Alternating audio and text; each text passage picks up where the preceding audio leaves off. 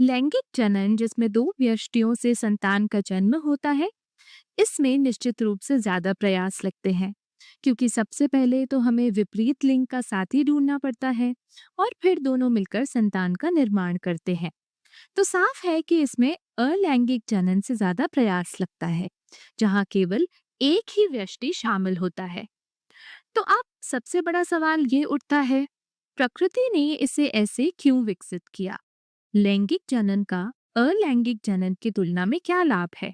तो चलिए, मैं इस सवाल का जवाब अभी देती हूँ। लैंगिक जनन में हमें विविधताएं ज्यादा तेजी से मिलती हैं। तेज विविधताएं, इसका मतलब क्या होता है? आइए इस पूरे वीडियो में इसे विस्तार से समझते हैं। सबसे पहले बात करें कि ये विविधताएं होती क्या हैं।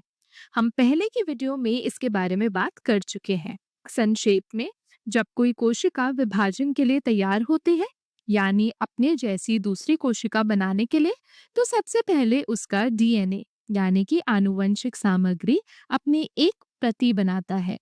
लेकिन डीएनए की ये प्रति पूरी तरह सटीक नहीं होती, उसमें कुछ त्रुटियां हो जाती हैं और इसी कारण से नई कोशिका में कुछ बदलाव हो सकते हैं, जो पहले वाली कोशिका से अलग होते हैं। अब ये बदलाव यानी कि विविधताएं जरूरी क्यों होते हैं? क्योंकि ये जीवों को हमारे बदलते हुए पर्यावरण के अनुसार ढलने में मदद करते हैं। अगर आपको इस विषय पर और विस्तार से समझना हो तो हमने इस पर एक अलग वीडियो भी बनाई है, जिसका नाम है विविधताएं। आप चाहें तो उस वीडियो को देख सकते हैं। चूंकि विविधताएं महत्वपूर्ण होती हैं, तो उन्हें तेजी से उत्पन्न करना भी जरूरी है और इसी वजह से लैंगिक जनन की जरूरत पड़ी। अब ये समझने के लिए कि लैंगिक जनन कैसे तेज विविधताएं लाता है, आइए पहले उसी चीज पर वापस चलते हैं जो हम पहले से जानते हैं, अलैंगिक जनन। मान लीजिए किसी जीवाणु द्वारा अलैंगिक जनन हो रहा है। यहाँ मैंने सिर्फ उस जीवाणु का केंद्रक बनाया है और ये जो लहरदार रेखा है, यही उसका डीएनए है। अब जब वो जीवाणु विभाजन के लिए तैयार होता है, तो वो अपने डीएनए की एक प्रति बनाता है और जैसा कि हमने कहा, इसमें कुछ त्रुटियां आ जाती हैं। लेकिन सोचिए, ये जो मूल डीएनए है, इसमें पहले से ही बहुत सारी विविधताएं जमा हो चुकी होती हैं, क्योंकि ये लाखों वर्षों से प्रतिकृतिकरण होते होते अनेक त्रुटियों के साथ बदल चुका होता है। तो मान लीजिए ये जो लाल बिंदु है, वो पुरानी त्रुटियों को दिखा रहे हैं। अब जब ये कोशिका एक नई प्रति बनाएगी, तो उसमें एक और नई त्रुटि जुड़ जाएगी। मान लीजिए वो नीले रंग से दर्शाई गई है कि एक नई विविधता होगी। लेकिन अगर हम पूरे डीएनए की बनावट को देखें, तो ये काफी हद तक पहले जैसे ही लगेगा, क्योंकि जो नई त्रुटि आई है वो बहुत ही सूक्ष्म है। शायद उसका कोई खास असर भी ना हो, यानी संतान माता पिता जैसी ही दिख सकती है। इसलिए हम कहते हैं कि अलैंगिक जनन में संतति अपने व्यष्टि की हूबहू नकल होती है, एक क्लोन। अब यही प्रक्रिया बार बार होती रहती है। हर बार बस एक सूक्ष्म त्रुटि जुड़ती जाती है, पर डीएनए फिर भी वैसा ही दिखता है। तो संक्षेप में, अलैंगिक जनन में विविधताएं बहुत धीरे धीरे आती हैं। बहुत लंबे समय बाद ही कुछ खास बदलाव दिखाई देंगे। अब सवाल उठता है, क्या हम इस प्रक्रिया को तेज नहीं कर सकते? तो हम सोच सकते हैं, क्यों ना डीएनए के प्रतिकृतिकरण में ज्यादा त्रुटियां डालें? क्या इससे विविधताएं तेज नहीं होंगी? उत्तर है नहीं। क्यों? क्योंकि अगर हम बहुत सारी त्रुटियां एक साथ डाल दें, तो हो सकता है कि डीएनए काम ही ना करे, और अगर डीएनए काम नहीं करेगा, तो कोशिका मर भी सकती है। डीएनए एक रेसिपी जैसा होता है, ये बताता है कि प्रोटीन कैसे बनने हैं। अगर नुस्खे में ज्यादा गड़बड़ हो, तो बनती चीज बिगड़ जाएगी। जैसे केक की रेसिपी में अगर गलती से 2 कप चीनी ज्यादा या 10 लीटर दूध डाल दिया जाए, तो केक तो खराब ही होगा, हो सकता है बन ही ना पाए। इसलिए ये विकल्प नहीं हो सकता।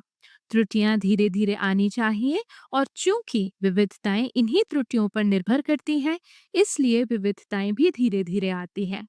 तो अब क्या किया जाए? तो इसी के लिए प्रकृति ने एक नई विधि बनाई, लैंगिक जनन। इस विधि की खास बात यह है कि ये केवल त्रुटियों पर निर्भर नहीं रहती, बल्कि इसके पास एक और तरीका है विविधताएं उत्पन्न करने का। आइए देखें कैसे। इस प्रक्रिया में दो अलग अलग जीवों की कोशिकाएं मिलती हैं, एक नर की और एक मादा की। अब जरा सोचिए, इन दोनों के डीएनए समान नहीं होते। एक के डीएनए में जो विविधताएं हैं वो दूसरे से अलग होंगी। जैसे किसी के बालों का रंग, किसी की आंखों की बनावट, त्वचा की बनावट, ऊंचाई, ये सब अलग अलग होते हैं। अब जब ये दोनों कोशिकाएं मिलती हैं तो नई संतति में दोनों के डीएनए का मिश्रण होता है। मतलब नई कोशिका को माँ और पिता दोनों का डीएनए मिलता है। अब ये मिश्रित डीएनए कुछ नया होता है। जब हम इसे माँ से तुलना करते हैं, ये अलग लगता है। जब हम इसे पिता से तुलना करते हैं, तब भी अलग लगता है। तो इसका मतलब ये संतान ना माँ जैसी दिखेगी, ना पिता जैसी, बल्कि खुद की एक अलग पहचान होगी। और यही वजह है कि लैंगिक जनन में संततियां अपने माता पिता की क्लोन नहीं होती। हम सब अपने माता पिता जैसे लगते तो हैं, पर उन्हीं की हूबहू नकल नहीं होते, जैसे अलैंगिक जनन में होता है। और जब ये नई संतान बड़ी होकर पुनः जनन करती है तो एक और मिश्रण होता है और नई नई विविधताएं जुड़ती जाती हैं। इसलिए लैंगिक जनन में विविधताएं बहुत तेजी से आती हैं। अब हो सकता है आपके मन में कुछ सवाल आ रहे हों, जैसे डीएनए का मिश्रण होता क्या है? क्या दोनों डीएनए आपस में जुड़ जाते हैं? क्या नई कोशिका में दोनों के डीएनए रह जाते हैं? क्या डीएनए की मात्रा बढ़ती जाती है? इन सभी सवालों का जवाब हम आगे आने वाली वीडियो में विस्तार से समझेंगे। पर इस वीडियो में हमने क्या सीखा? अलैंगिक जनन में विविधताएं केवल डीएनए की त्रुटियों पर आधारित होती हैं। और चूंकि ये त्रुटियां बहुत धीरे धीरे आती हैं, इसलिए विविधताएं भी धीमी होती हैं। जबकि लैंगिक जनन में दो भिन्न जीवों के डीएनए का मिश्रण होता है। इस कारण से नई संतति में नई और अनोखी विविधताएं होती हैं और इसीलिए विविधताएं तेज होती हैं, जो इसका मुख्य लाभ है।